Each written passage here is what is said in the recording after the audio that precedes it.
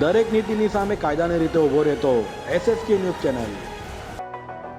સુરતમાં પૂર્વ રાજ્ય શિક્ષણ મંત્રી ભૂપેન્દ્ર ચુડાસમાએ પત્રકાર પરિષદ યોજી 1975ની તત્કાલીન સરકાર દ્વારા લગાવાયેલ ઇમરજન્સીને લઈ કાળો દિવસ મનાવવા અંગે માહિતી આપી હતી। વર્ષ 1975માં તત્કાલીન વડાપ્રધાન ઇન્દિરા ગાંધીએ દેશમાં ઇમરજન્સી લગાવી હતી, જેને ભાજપ દ્વારા દર વર્ષે કાળો દિવસ તરીકે ઉજવાય છે।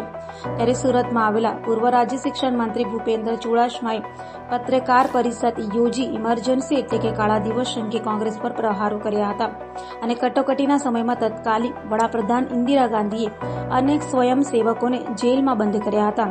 21 મહિના સુધી 3000થી વધુ લોકો જેલમાં બંધ રહ્યા હોવાનું પણ જણાવાયું હતું। જૂન આ 25મી જૂનનો દિવસ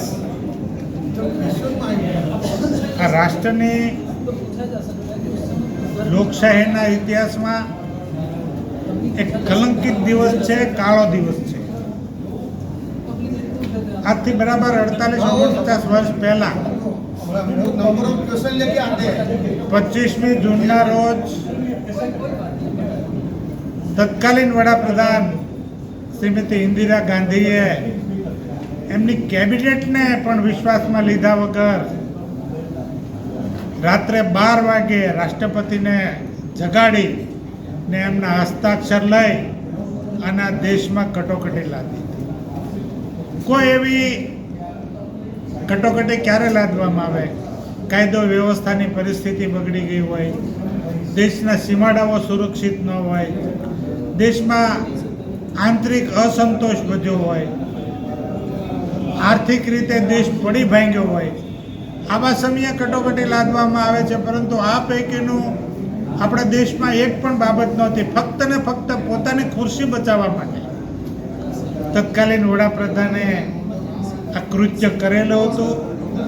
આ દેશના નાગરિકો એને ક્યારેય ભૂલશે નહીં અને અમે ભારતીય જનતા પાર્ટીના કાર્યકરો આ દિવસને લોકોને ભૂલાવા પણ નહીં દઈએ, કારણ કે અત્યારે જે બંધારણ હાથમાં લઈને બંધારણની દુહાઈ દેનારાઓના જ પૂર્વજોએ, એ જ પક્ષના પૂર્વજોએ, વડીલોએ આ બંધારણને કચડી નાખ્યું હતું, એની ઉપર કાળો ધબ્બો લગાડ્યો હતો અને એને કલંકિત કર્યો।